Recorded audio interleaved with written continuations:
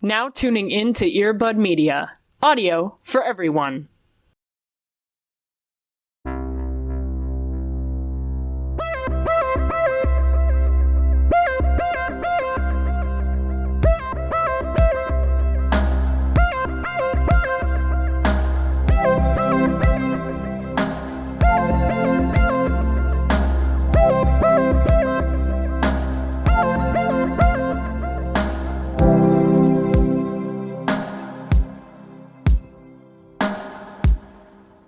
Some could say we've never been more back, you know? Like, some have said that.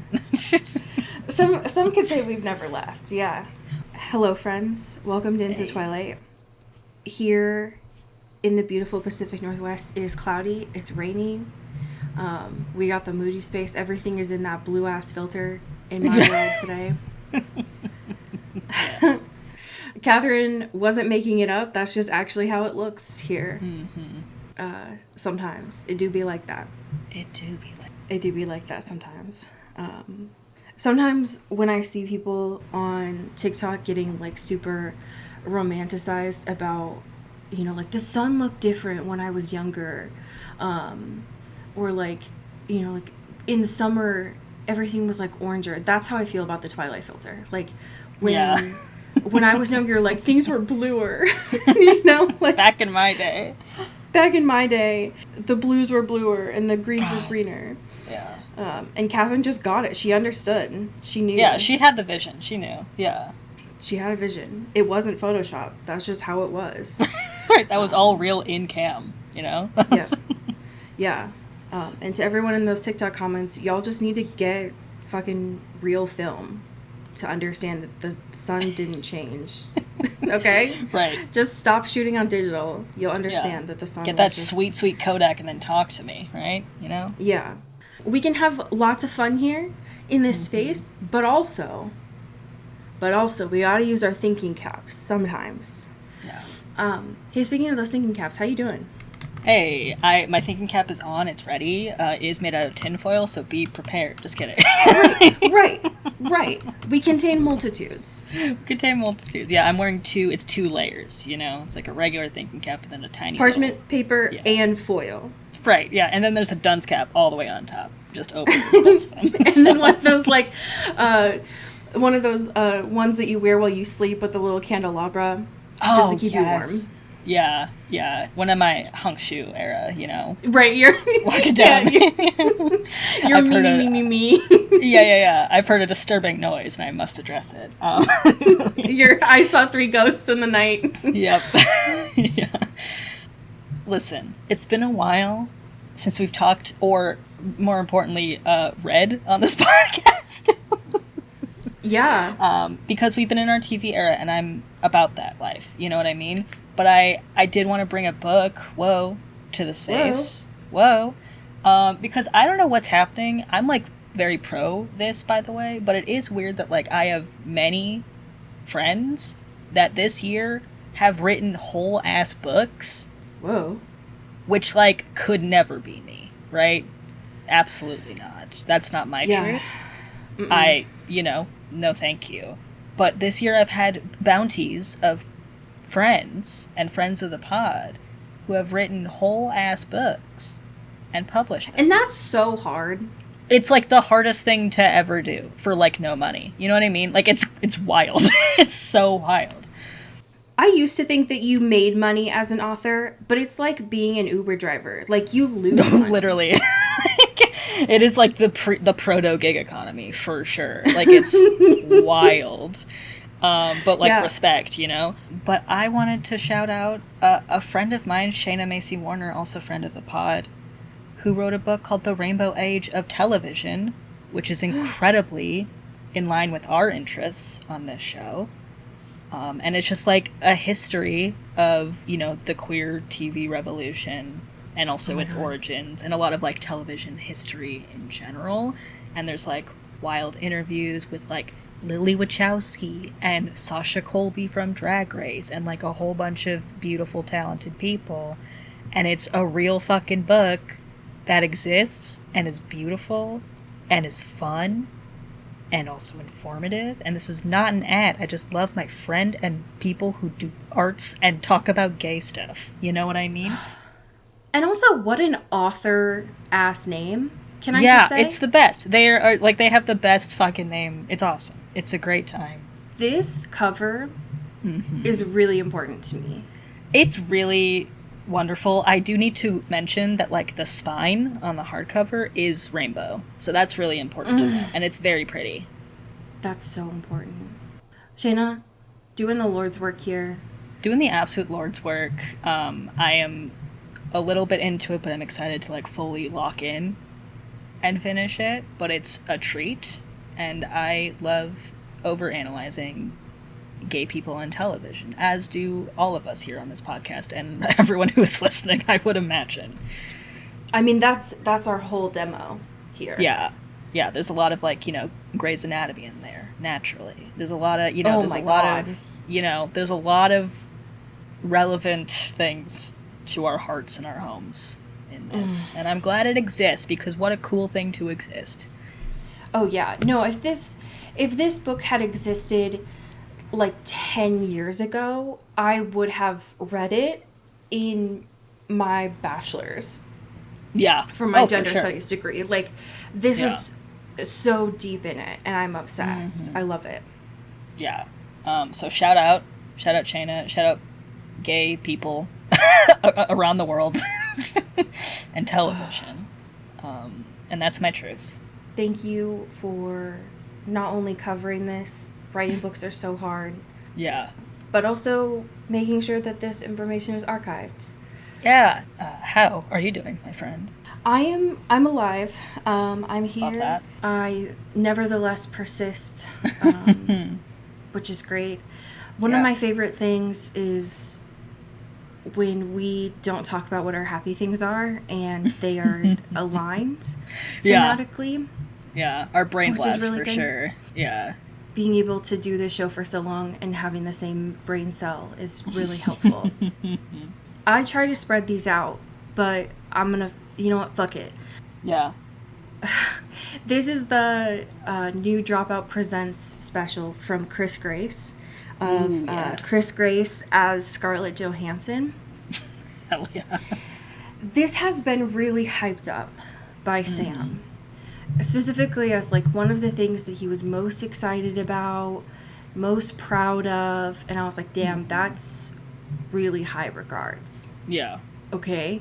Like, you were setting the bar really high on here. And so I went into watching it last night, and I understand fully now what he means.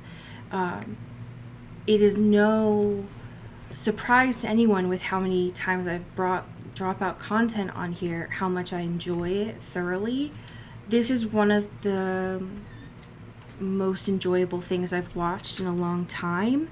I love a comedy special that makes me cry.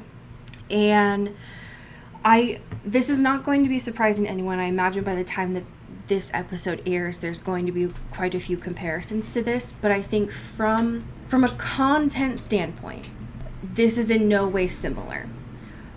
From a production standpoint, I noticed immediately several similarities to Inside 2020. Okay. Interesting. And that is what I loved about it, and caused me from how meta it was and how it made me cry. And I love a comedy special that makes me cry. Obviously, I laughed a lot. Important. But a comedy special that, I mean, that's what I love about comedy, is you can touch on a lot of, like, deeply personal, painful stuff, but you can do it in a way that is cathartic for you, cathartic for an audience, and is in itself art. And that is what I love about Inside. Is a perfect no? Is Bo Burnham perfect? No. But Chris does this in a way of, like, it is not a hit piece about Scarlett Johansson, but it obviously is. Yeah. Because he is a Chinese gay man interpreting Scarlett Johansson, who is a white woman, like, who but it gets into a lot of shit about identity. He gets into a lot of stuff about himself in there as well. It gets really meta. But the back 20 minutes is... I was just sitting there like jaw on the floor. Oh. And I think there were a lot of people in the audience who I imagined this was a great experience for. This was one of the first times where I think it served you better to watch this pre-recorded. Like, it was better to see this on the Dropout streaming service with all of the bits and bobs in it than seeing it live, which I think makes sense given that Chris had originally performed this at the Edinburgh Film Festival a year ago. Dang. It is hard to talk about this without spoiling it for you and also spoiling it for the audience. Yeah. But I was very proud to watch it, and I'm very proud of the team for all of the bits and bobs in it, and I cannot wait to get the inevitable response from you of like, what the fuck was that? Yeah, I'm excited to watch it. It's definitely it's high priority for sure. I also I'm on his Wikipedia page, or his IMDb, excuse me. And did you know that he was in, and not only was he in, he originated the role of Christian Grey in an off-Broadway musical parody of 50 Shades of Grey? I'm Did you know sorry. that? Did you know that about So this that man? does not come up. Yeah, that wasn't a big part of the doesn't show. No, he does talk about Superstore. He does talk about Slumdog Millionaire a lot. He does not bring up that bit of history. Yeah. Hey, Chris, Hey, Chris? Hey, Chris. I think we need to have a conversation with you post-haste. Like, this is incredibly important because I want to know every fucking thing about this production. And that's confusing, Chris, because you were on Dirty Laundry, and that never came up. That would be such a wild, secret to have. Like, that's the coolest fun fact I've ever heard. Yeah, that's wild, because I remember, like, a couple years ago, you were on an episode of Dirty Laundry. That would have been, like, the first secret I submitted. Yeah. Hey, my guy. Wow. What? The website for this musical is so busted. It's, like, beautiful. It's just the best website I've ever been on in my life. How do you even turn that into a musical? Yeah, I mean, I have a lot of, like, logistical questions for sure. Wow. That's gonna haunt. I'm gonna need to do some further investigation. Yeah. Into that, I think. I hate that. Wow. I love that he did that, but I hate the knowledge that was a musical. Because what do you mean? You know? Yeah, I mean, there's a lot to be unpacked here for sure. I hate it. I hate that knowledge. You're welcome. Our one piece of current events is a follow-up from last week. Yes. We talked about... Literally mid-record, we got scooped. We didn't realize what was... We walked away like, what a good job. We were on time with all of our news. We were literally live with the news. Yeah, I mean, we told you all that Suki was going to be on stage. Right. If anything was going to happen, don't blame us. Yeah. What I did not anticipate was Hayley. Yeah. We should have considered. In our, we should have considered that thought. Right. Because what an iconic link up. What an iconic just possibility, you know? And that was my bad, you know? Right. This woman, love of my life, was like, hey, so Suki was like really good. Suki did so good. Thank you for coming to the Eras Tour. It's my turn now. Thank you, Suki. But I want to give it up to my man's Mr. Waterhouse, which was so perfect, was so good, and proceeded to intro Decode by taking a little jab at Robert, being like, she's got the skin of a killer, you know what I mean? So I'm obsessed with her. I love this so really much. Important. It's so important. Knowing that they have known each other for so long. Yeah. Knowing that this is just a friendly rib between them means everything to me. Yeah. It's just...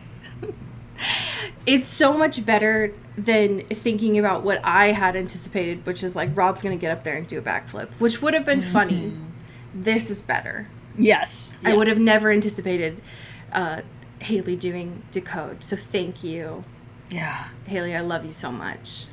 God, just a true and I appreciate icon. You. Yeah. And anyone who wasn't singing it in the crowd, you don't deserve to be there. Yeah. Yeah, your memory should be erased from that concert. You weren't...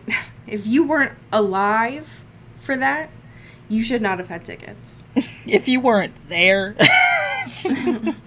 If you weren't in the trenches. Yeah. No, it's great. It's even better than I could have anticipated. Yeah. What an icon.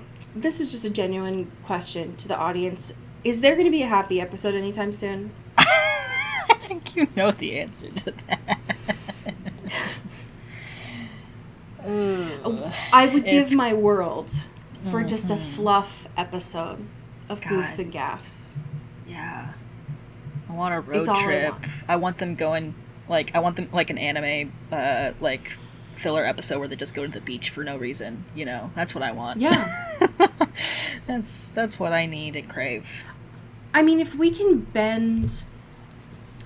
play with time, like we did this episode, where Rick and Elena travel from Virginia to the Smoky Mountains, which is an 8-hour drive. I did look it up. Within a day, like from daylight to daylight, Yes. no problem. Seemingly like from the morning to before sunset, they have plenty of time to spare.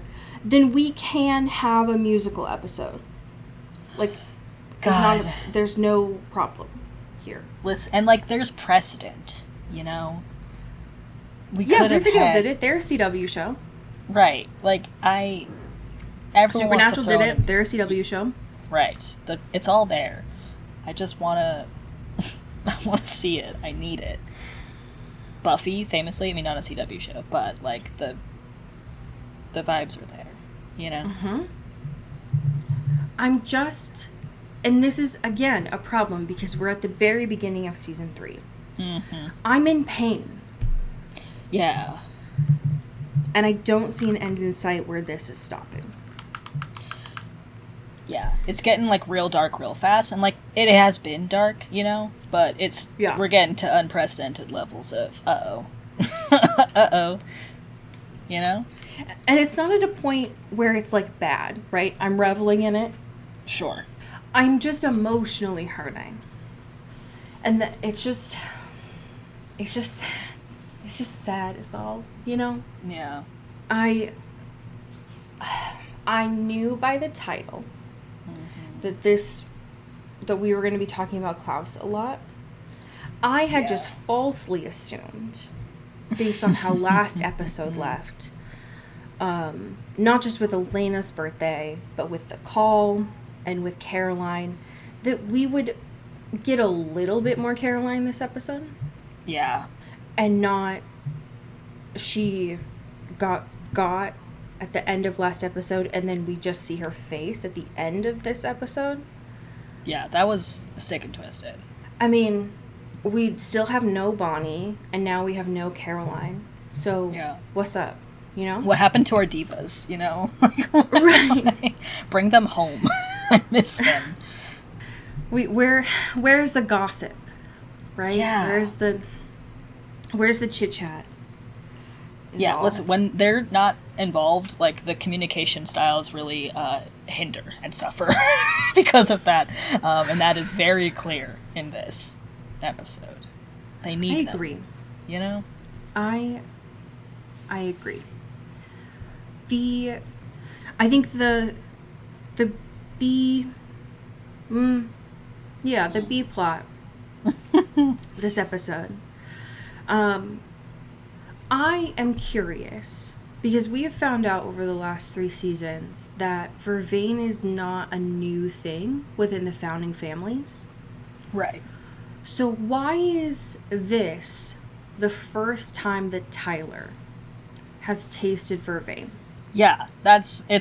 Yeah, I very confused, because that's supposed to be like, hey, everyone kind of like hint hint wink wink used it just in case, you know, you never know, or has it around, or it's like an old standing thing. I do love the power move of like putting it in his coffee and him just kind of like, I think the creamer's bad. This tastes a little stinky. I don't love that. The little flavor and also is not great. presumably like this is not the first time that Carol has had brown liquor in the morning, because he's not shocked by it. Right. Yeah. He's like, damn, Mom, but he's not like, hey. Yeah, it's like 6 a.m., but okay, like, right. Go off. His storyline this episode left me with more questions than answers, because I don't know that we knew until this episode that Carol was the one who married in to the family. Yeah, right. And that obviously we knew that she didn't know about Tyler. But that means that Tyler's dad was part of the founding family, TM. Right. So he was a werewolf. Right. Because Tyler's uncle was one. Yes. But what do you mean that Carol's husband, Tyler's dad, was a werewolf and kept it from her the whole time? Right. Yeah, there's a lot of family members here, but especially your direct spouse, you know, to not notice once a month that he just kind of goes away. Maybe he's like, he did the whole, like, I got a business trip this weekend, you know, kind of thing. The mayor of the town. He just had to dip, you know. He had to go to one of those little summits or something of like, here's how to be a better leader for your constituents or something. This got a lot of workshops. Town that has events every day. Yeah. But conveniently never has one on the full moon every month. Right. Which also famously is not true as well. Right. And never once, Carol, while you have been married, you were like, it's weird. Yes, I haven't seen him in 24 hours. That's concerning. This happens every month. Yeah. Interesting. And every time he comes back hella dirty. Yeah, and sweaty. I'm really tired. Everyone else I know that goes hunting at least, like, takes a shower afterwards. Maybe he was like, I got, you know, my buddies and we got to do our golf thing. You know, they're my oldest friends. We keep the tradition going once a month, baby. And we just get really into it, you know? It's boys' night. Oh, God. It's just, I know that there are some people in their marriages where they just are, like, ignorant, but girl. Yeah. You telling me that, like, every month on a full moon, he sends you to play bunco with your girls? Right. Every month? It's giving Jenna, for sure. Of no, literally. Oh, no. R.I.P., but, like... Okay. All right, Carol. Sure. Yeah. I will say, I was fully expecting, when Tyler turned in front of her, I was fully expecting her to go the way that Liz did. Yeah. Which I could not emotionally handle by that point in the episode. I was like, this is my 13th reason. Right. But she went full, like, mayor's wife, now interim mayor, of like, oh no, I can't emotionally handle this. I need to push this down. Like, yeah. You're going to be fine. You're the exception, right? Everyone else who's a monster, you're not a monster. Right. It's everyone else, but my sweet special boy. I'll handle it. I'll cover up your mess, you know? Which, very political family of you. A little, you know, diplomatic. I for sure, like, when he was turning, thought that she was gonna grab, like, a fucking gun. You know what I mean? Like, I know she couldn't, literally. Cause she's like, you know, soon to be the mayor. And has to keep a little element of gravitas or whatever. But she looked fucking scared. She was gonna be like, oh no, this fucking dude. But no, she was like, I'll clean up your little mess. Whatever. I'll make sure this goes down quietly. Which doesn't seem like that's gonna be the case. Given no, I think it was very much a like, I am in fear and I need to get out of this situation. Yeah. So, of course you're not a monster. Yeah.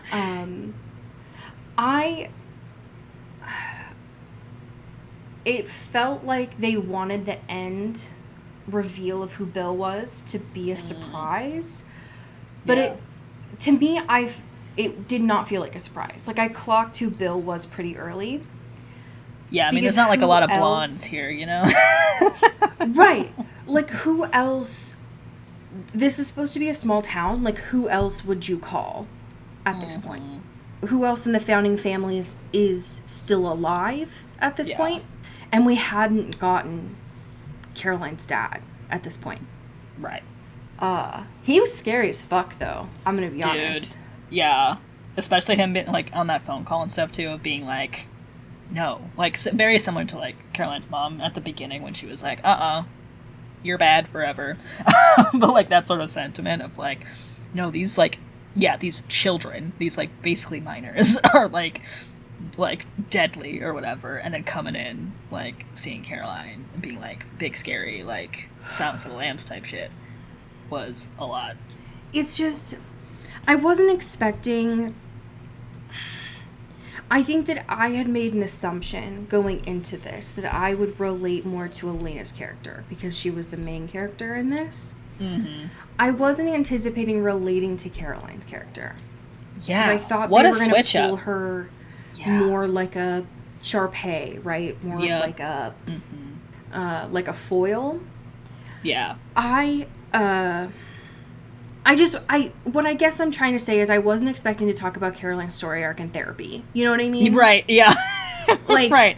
A lot of things are clicking, you know, which I don't love for me. I don't like that, you know?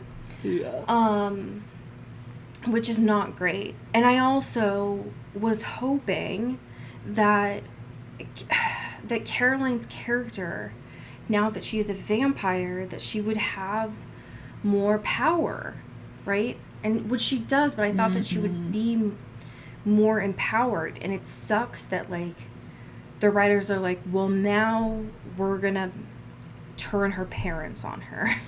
Right, yeah, it's like, what if we beat her down even more, actually? Right. That'd be cool. And I hate it. I hate it a lot. Not a fan. Justice for my girl. Justice for my girl. The C plot in this, I'm glad that we got a little bit more information. I wasn't expecting to feel for Matt in this episode, but I did. Yeah. I am confused by what is happening with Jeremy and his spidey sense. Yeah. I thought it was a very cute that Matt and Jeremy got to talk and commiserate about the fact that they don't have their, like, last moments with Vicky, even though that's, like, really emotionally painful. Yeah. I'm just very confused by the fact that Vicky and Anna are trying to fight for Jeremy here. Right. Yeah. It's... Which, like, first of all, I'm very glad that Jeremy, even though I don't really care about Matt too much, Jeremy needs a goddamn friend, right? He does so need desperately. And, like, they do have this, like, shared, you know, trauma, which is, you know, a good basis for any friendship that's lifelong. But, like, this whole seeing Vicky first was very sad and cute, because Matt's like, wait, is that her? And, like, he can't see, right? No. But Jeremy still can. And her being like, hey, just so you know, hi Matt, what's going on? Anyway, back to business. I can get out of here and come back into y'all's lives. How will we feel about that, you know? How about you scratch my back, I scratch yours. Just and continuing to put the glass repair guy of Mystic Falls in business. Seriously, like, the amount of windows that have been shattered in this television program is truly astronomical. Dude who does the glass repair in Mystic Falls does not know a recession in 2011. No, absolutely not. He is and good for him, so booked and busy. Yeah, he's the only one who's been able to survive the crisis, and that's huge. That's huge. He's just got just so much piles of money. But then we see Anna, and it's like, hey, whatever that bitch just said to you, she's a fucking liar. Do not trust her. She's a snake, and don't get it twisted. Like, don't fucking trust her. It's gonna be bad. Okay, Regina George. Yeah. Right, it's like, okay, the girls are fighting. In the afterlife, the girls are fighting.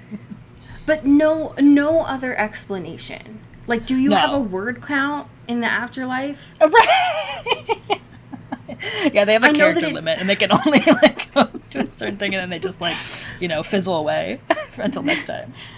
I know that it takes energy, right, as a ghost. Sure. I know it takes energy to be able to communicate, but do you have, is it back to 140 characters or something? What the fuck? It's like, sorry, I'm so out of spectral spoons today. Like, I tried to get to you earlier, but I've lost all the motivation here.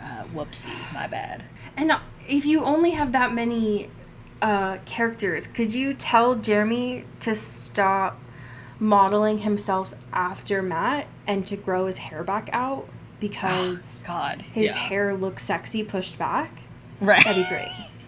Yeah, let's use this channel of communication for things that matter and are important. Right, exactly. Like Jeremy's hair. We don't need to pit two queens against each other. You guys are fine. Just tell him to grow his hair back out. Yeah, just work it out in the remix in Ghost World, okay? Like, that's, don't get Jeremy involved in all this. I want to see Jeremy with a hairnet. God. Please. Yeah. Also, Matt bringing fucking beer to Jeremy was really funny. Because how did you get... You're 18, too. How did you get beer? Right. What do you mean? God. This A-plot was really painful. Yeah. I am straight up not having a great time right now.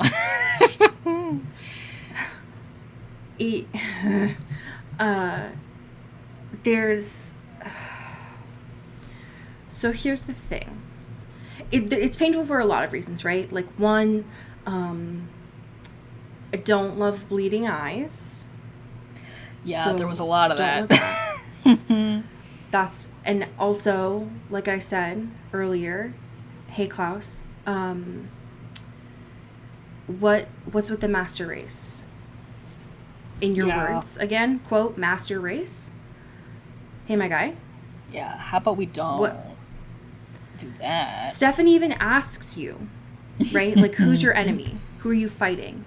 Right. And you say, you don't need to have an enemy if you just build it preemptively. Right. You're just doing it for the love of the game, and the game is fascism and eugenics. Fascism. So, like, that's the game, which is... That's the game that you love? That's what we're doing? Okay. Don't love that. Gotta be honest with you, buddy. Not a fan. It is hard to root for you, this character that I know just from prior experience being on Tumblr that a lot of people like, when the game that you love, my guy, is a master race. Yeah. It's a little hard to really, be anywhere near your side on this one, Kind of like miles and miles and miles and eons away from that, dude. The games that we love are diametrically opposed. Right. Couldn't be farther apart. Couldn't be farther apart. Yep. But I will say, this episode has so much yearning that it ended And I felt my heart fluttering. Dude. It was diabolical. The amount of new moon-esque, like, oh, I'm looking at you and you look back at me, but I'm gone. I was giggling. Yeah. My feet were in the air. Like, I was in so much pain, but I was, like, loving it. Yeah. Well, also, people were bleeding from their eyes. Yeah. What the fuck? It's not great. And also, like, this brings up a lot of, like, questions that we had posed earlier of, like, how does this hybrid shit work, right? Right. Because it seems that this is, like, a pipe dream that Klaus is chasing to, you know, a very circuitous and destructive end. Yeah. And also doesn't know how that shit works, right? Because he's like, got it, this is my crew now. This is going to be my little cult that I'm going to turn into my army, or whatever the fuck. And shit doesn't work. Shit doesn't work at all. And he even does the, like, evil guy monologue, right? Yeah. Where he's been alive for 1,500 years, and he lists out everything I've done, right? Right, He's like, got the moonstone, here's what you missed got on my Blade. 10 stamps from the yogurt shop. I collected $200, I passed go. Passed go, killed the doppelganger. So I don't understand why all of my cult people got sick and died. And Stefan's like, oh yeah, bud, I don't know, man, you did all of those 5 steps. It should have worked. Klaus, as we have seen here, is supposed to be the most terrifying original that everyone is afraid of. He's supposed to be hella smart. Mm-hmm. Why? He crossed his T's, he dotted his I's on 4 out of those 5 things. We know he got all the yogurt from the yogurt shop. We know that he got $200 and passed go. The only thing that he didn't circle back and confirm was killing the doppelganger. Right. So why the fuck, when Stefan, when he went 5 steps further and actually turned on his hearing for the first time and heard Elena, could Klaus not confirm that he didn't kill the doppelganger? Right. Like, how could he not clock that? And totally was like, yeah, Stefan, you're so right. Maybe it was just the transits. We'll try it again tomorrow when the moon isn't void. You know what I mean? Like, what the fuck? Yeah. He totally believed Stefan when I thought he was going to let him die from the werewolf bite from Nasty Ray. And, like, yeah. And also, Stefan this whole time has been, like, his bitch boy, right? Like, he's, in my opinion, he's not, like, looking to him for, like, solid advice. You know, he's like, you're my lackey and you're going to do shit for me and I'm going to control your brain while we do that. So the fact that he's like, oh, you're so right, dude. I got everything and everything's all figured out. Thank you for confirming that to me. There's no way I need to fact check this or just double back, you know? What? Where did this trust come from? Where did this allegiance come from? I don't know, man. It just, if this is your big plan, my guy, feels like you would want to just double back a little bit. Just be, like, super sure, you know? Before you kill, like, a dozen people, maybe? Like, just, you know, just to be, you know. You've been working on this for 8,000 million years. Right. You know? I feel like you just want to do it in one, right? Like, you just want to be sure the first time. You know? This was something that you created legends about. Yeah. Yeah. And you're just so sure that you killed Elena. It's like, no, I got it. Nah, we're good. It's all good. I mean, I would love that kind of confidence, I guess. Damn, you know? Sure. I imagine for the extras on set, that was a fun day to just kind of, like, play dead. Oh my god, yeah. What a dream. That was probably a fun one.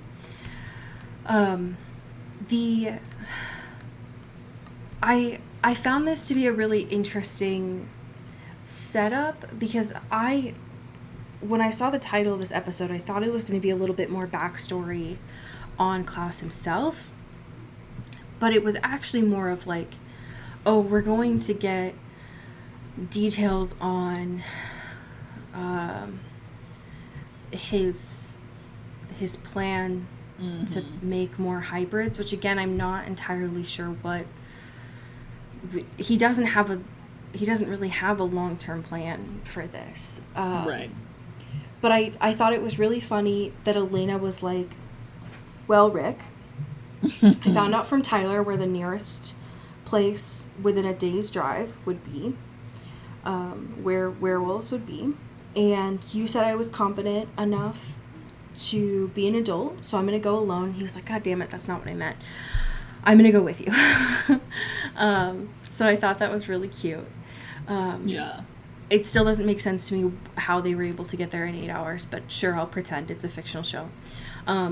Why she thought it was good to go on a full moon, I don't know. But okay. Where I started to lose it was once Rick had put on the ring, and then Damon comes out of fucking nowhere and throws Elena into that water. How did you not know you were going to kill her, my guy? He's doing nasty stuff this episode. I mean, I know you already kind of killed her when you bit her, but like, it's so easy for a human to hit their head in just one place and die. Yeah. I was fully confident. I know this was not going to happen, but when they were both in the water, it looked like they were going to do the Dirty Dancing lift.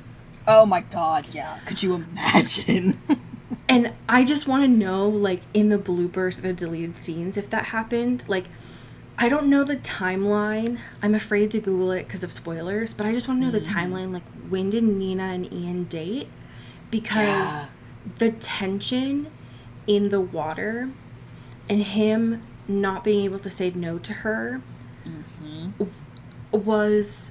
I mean, there was a lot of tension between them this whole episode, but in that moment, I was scratching at the walls. Yeah, it was diabolical. It hurt a lot. But I just... Knowing in this episode that, like, Stefan can turn on his hearing. We know he can. Right. He's just actively chosen not to. Yeah, for his entire life. For his entire life. You could have prevented so many disasters, Stefan. Yeah, unhinged. I did hate it that these, again, they weren't really hybrids. They were like failing hybrids. We're starting to turn into werewolves before nightfall and like before the moon started to rise. That was so scary. Like, what? It was Hello? bad. Yeah. Because that's not the lore of this universe. That's not how it works here. And I did not like that. Getting a little too weird playing with God, buddy. You know, like, we're having some weird side effects of all this. I don't like it. Not a fan. No. I was very confused because, like, so Damon almost got hurt by Ray. Which, like, poor Ray. I knew he was a goner, but, like, I did feel for him a little bit. Damon almost got bit again by a werewolf, which, like, dude, can you just, like, wear some bracers or something? Right. Like, does it always need to be a V-neck? Yeah, like, I know you got your personal style, buddy, but maybe you be a little bit more, just slightly more careful, because you already have, like, an actively thing that is killing you currently. So maybe just don't double up on that, right? Like, you say you're immortal, but you know you're gonna go fight werewolves. So could you just wear something that's not a V-neck to leave your skin exposed? That'd be great. Yeah, God. What I found really confusing, and I know that this is just because, like, it's the show and they want the drama, but they let Elena run by herself when they were trying to leave the forest. Like, that what? And I know that it's because, like, you have one vampire and 2 humans, so Damon can't pick them both up. Yeah. But I feel The like audacity. the first thing that you would do is just, like, you gotta grab her, right? Like... Yeah.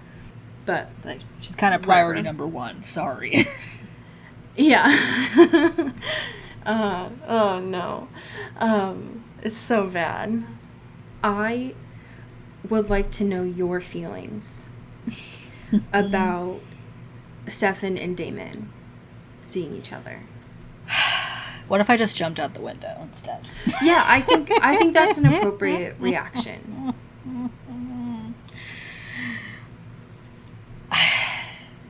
I hated it because Damon got to see, I mean, just, again, like, anytime he's seen him since then has been painful, right? Yeah. Because he is seeing him for what he is now, but also who he was at the same time, which is fucked. Yeah, like, he... in the head. Damon saw him yesterday. Like, Stefan killed his girlfriend. Again, I'm using this in heavy quotes because Andy wasn't his girlfriend. Right. I mean, Stefan killed his play toy yesterday. Right. Yeah. And, that whole thing of being like, stop fucking looking for me. It's over. It's Jover. Like, this is me, ... now, in the words of Jennifer Lopez. Like, this is who I am now. And sorry, bud. And he has to continuously hone that in because Damon is gonna keep fucking looking. And I hate it. Even when he is so discouraged by Stefan, but being like, he's changed, he's different, or he's beyond help. But I thought it was, like, moving a little bit too when, and we'll get into the Damon Elena conversation, but before that, of, like, when he's just like, he went through wild stuff when I was off the deep end and beyond hope and kept fighting for me, and, like, at the very least I could return the favor, even if it feels like hopeless and a waste of time. And that fucking broke me, because they're on the same fucking, quest together in alternate, succession or whatever, which is sick and twisted. That conversation was so painful because Stefan said, like, Elena has to stop. Like, she has to stop looking for me because I'm never coming back. Which he had said yesterday. But it had a different meaning today. One, because he was saying it again. But also because he had that bite from Ray. And at this time, he didn't know if Klaus was going to save him. So it really felt like, I'm not going to tell Damon that I'm dying at this point. But he needs to, like, y'all need to move on at this point. Right. Yeah, it's like, make Elena forget, and you just go on your merry fucking way. Like, knowing full well that they're not going to do that. Right. Never in a million years. And in the car, too, like, Rick and Elena are trying to have this conversation, and Elena's trying to, like, make meaning out of this. My favorite thing about that was when Rick said, "Are you a sucker for a lost cause, or what?" Listen, when Rick has some heaters, he has some heaters, He does. He can drop down. He can throw down. I love it, because he's trying to be all grouchy. And he's like, you need to stop it. Not everything has a lesson in it, but I am going to keep this ring on, so...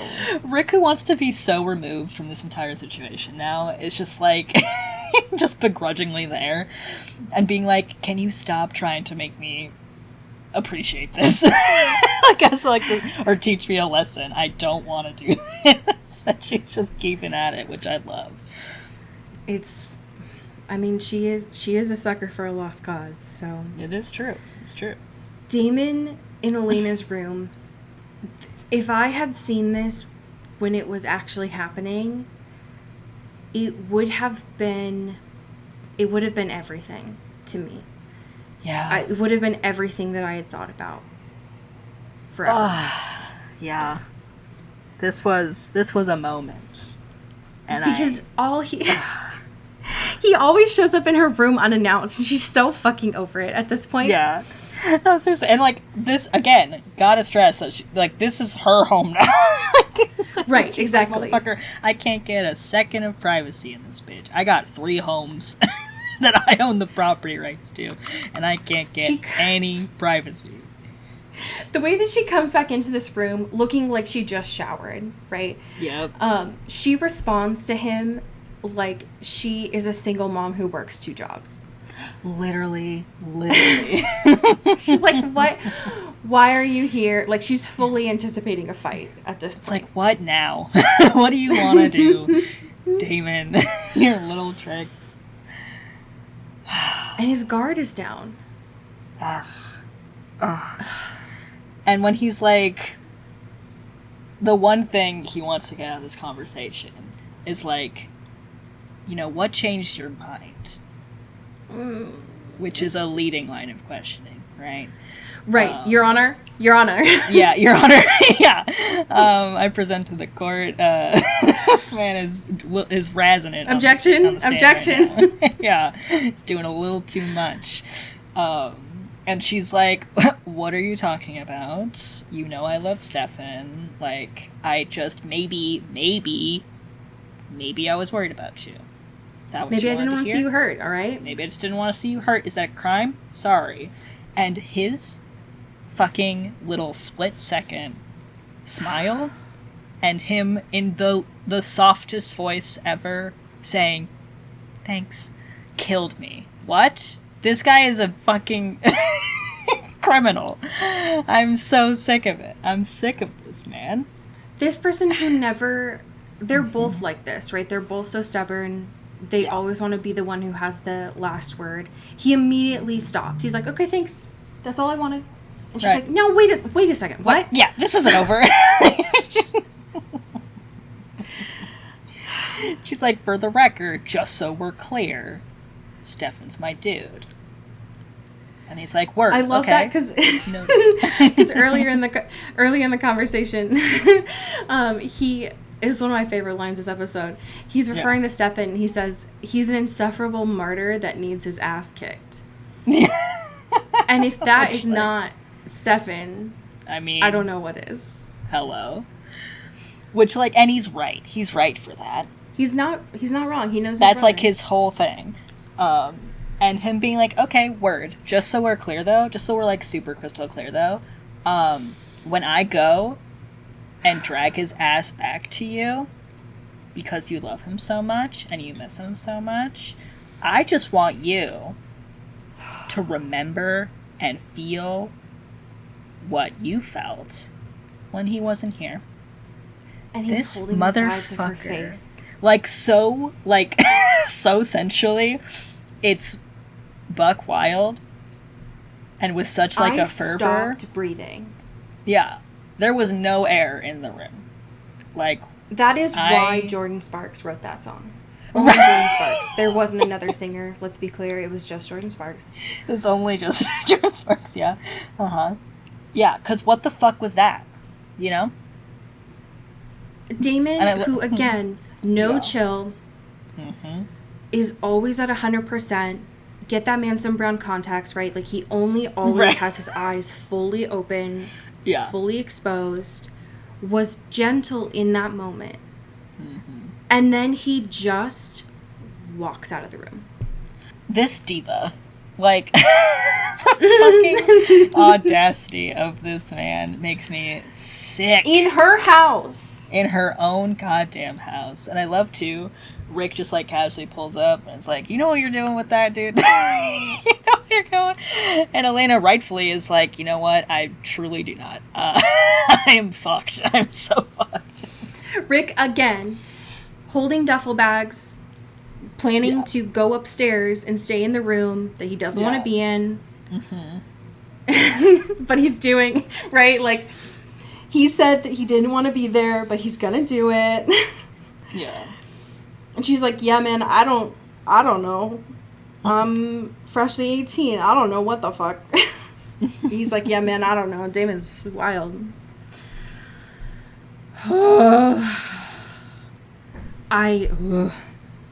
That is like To me, that moment felt like the hands. That's like why in Regency movies, the hand touches are more intimate than anything. Yep. You gotta do less. The less means more. Yeah. It's all about the tension, all about the urine. Now I understand why men fainted over ankles. You know what I mean? Like, yeah. Like, I get it. Yeah. I get it. Yeah. Ugh. Sick God and damn. twisted. I mean, listen, sometimes I do want Stefan to come back just because, like, I know he's gonna be fucked up and I don't really want him to be working for a fascist. Right, yeah, ideally. I want that to be your career. Because I kind of want this, like, fascist story to be wrapped up, but, like, my God. Yeah. Oof. Hello. These two are a mess.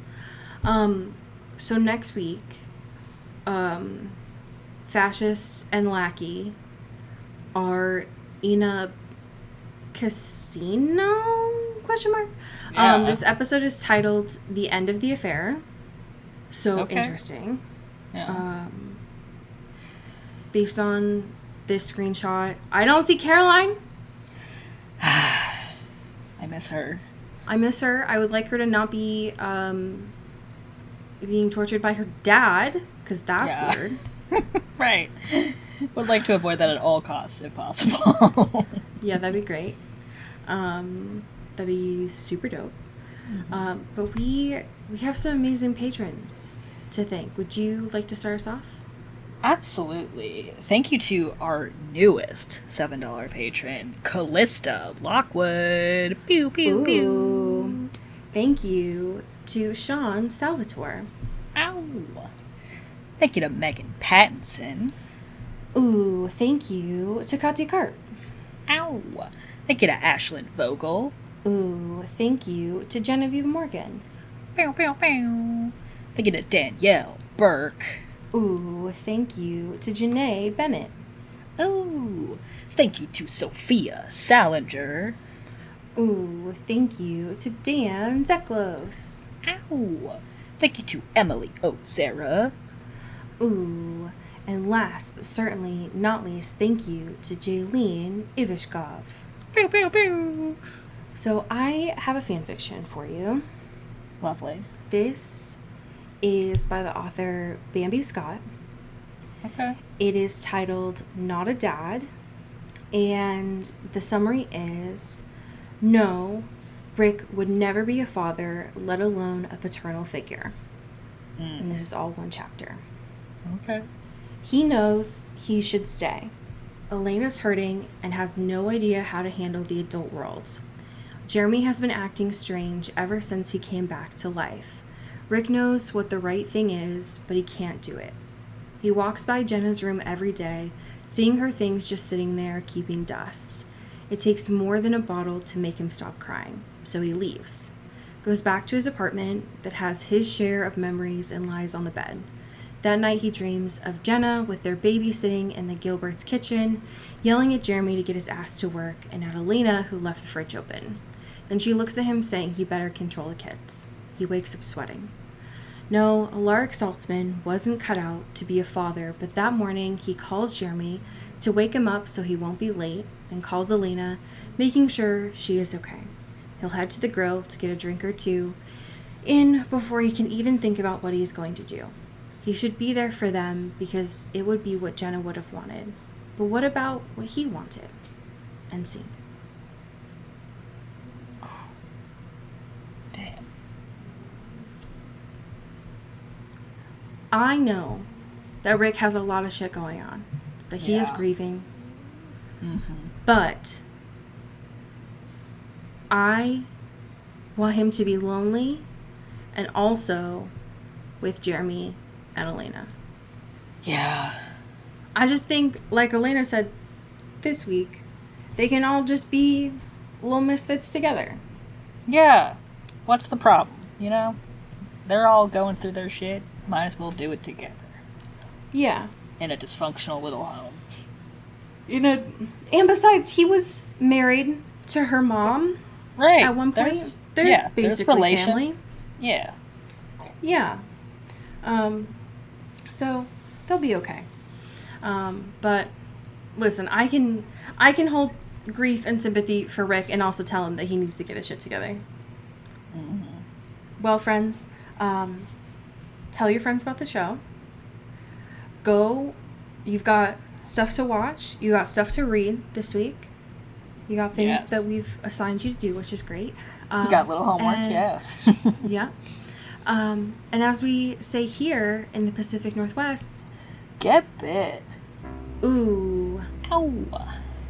Into the Twilight is an Earbud Media production. You can follow us on Twitter at Into the Twilight or on TikTok at Into the Twilight Show. You can find me at Cody Corral on Twitter and Allie at Alexandria Does. And you can support us on Patreon at patreon.com/Into the Twilight. We have merch, so much stuff. All those links are in the episode description. And make sure to rate and review us on your favorite podcast hosting platform. It really helps the show. Thanks. Bye. You've been listening to Earbud Media Production. Earbud Media, audio for everyone.